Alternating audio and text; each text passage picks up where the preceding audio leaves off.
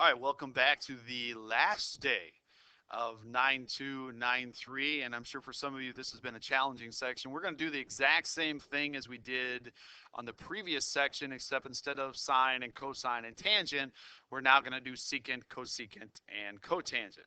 So again, that adds an extra layer degree of difficulty for some people who struggle on this. So here we go. Solve it as you normally would solve it. So you're going to do the inverse secant of both sides. So really the question that we're asking is, what is the inverse secant of 2? So now drawing something in which hypotenuse and adjacent, because that's what secant is, hypotenuse being 2, adjacent being 1. So I draw that also in the fourth quadrant, hypotenuse of 2 and adjacent being 1. Missing side is the square root of 3, which makes this a 60-degree reference angle. So now I need this in radians, and we talked a little bit more about it in the last section, and I know I should have probably gave some explanation of that a little bit earlier than this, but a 60-degree reference angle in the first quadrant, okay, is pi over 3, and a 60-degree in the fourth quadrant, let me write this again, pi over 3, and we're talking about 5 pi over 3 in the fourth quadrant. So every third is a 60-degree reference angle. Cotangent of x, doing the inverse cotangent of both sides. So the question ultimately is, what is the inverse cotangent of -1 over the square root of 3? Cotangent is adjacent over opposite. So I need the adjacent side to be negative and the opposite to be the square root of 3. And I apologize, I am completely wrong in my picture. Hold on a second. So I need, this only happens in the second quadrant, adjacent, opposite, and then adjacent, opposite. So I apologize for that. Again, I needed those to be in the second and the fourth quadrant because I need one of them to be positive and one of them to be negative. So now in the second quadrant, this one would be 2, making that a 60-degree reference angle. So now I need to know what is this in radians. So that angle in radians is 2 pi over 3, because every third is a 60-degree reference angle, and then 5 pi over 3 in the fourth quadrant.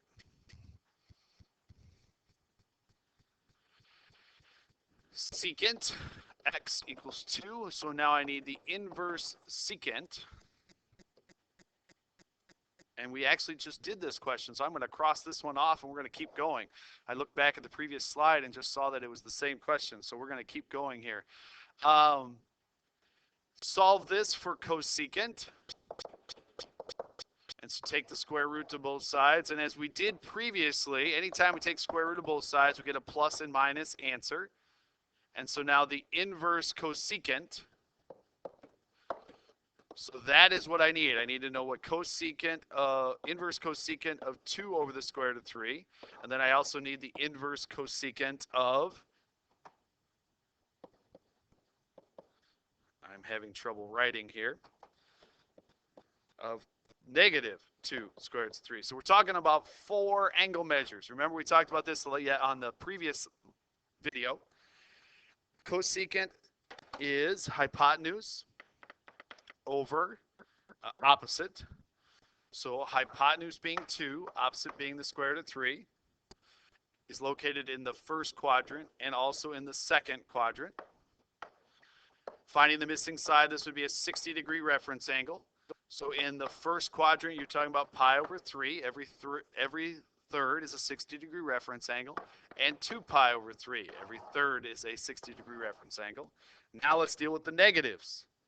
So now I want hypotenuse and opposite. Hypotenuse, negative square root of 3. Hypotenuse, negative square root of 3. Missing side, 60-degree reference angle again. So now in the third quadrant, a 60-degree reference angle is 4 pi over 3. And in the fourth quadrant is 5 pi over 3. So this has 4 answers, 2 for the positive and 2 for the negative. Sometimes factoring, okay, and I don't normally use U substitution, but you can. I'm going to do this by U substitution, but you don't necessarily have to. All right, because the book actually uses its U substitution, or when a lot of books use it as U substitution. So now, and this is missing an X here, 2 sine squared x plus sine of x minus 1 equals 0. Well, what if I said sine of x is U? So again, I'm basically setting something up. I am setting up that the sine of x is U. Then I could rewrite this question as 2u squared plus u minus 1.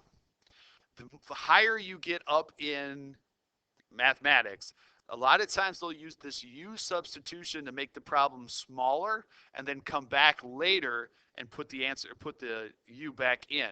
So if I factored this, okay, and again, those of you that struggle on factoring might also struggle on this one, okay? I factor this to be 2u minus 1 and u plus 1. And if I go to solve this, I would get u to equal -1 and u to equal +1/2. So again, instead of using sine of x, I solved this question like a normal quadratic,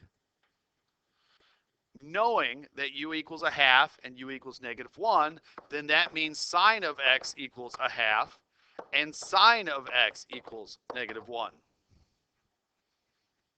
Which then gets us right back into what we just did. Inverse sine gets me x to be inverse sine of 1/2. And x would also be the inverse sine of -1. So now I have this one to solve. So there's one picture that I have to make. And this one to solve. There's another picture I have to make. So I'm going to scroll down since I wrote a little bit too big here. So how do I get inverse sine of 1/2? Opposite being 1, hypotenuse being 2. Opposite being 1, hypotenuse being 2. Find the missing side. It's a 30-degree reference angle. 30 degrees is a sixth. So we're talking about pi over 6 and 5 pi over 6. So there's the two answers for the inverse sine of 1/2. Now, what about inverse sine of -1? Well, wait a minute. That is a quadrantal. Anytime you have sine, cosine being 0 or -1, it's got to be a quadrantal. So again, I always revert back to the unit circle.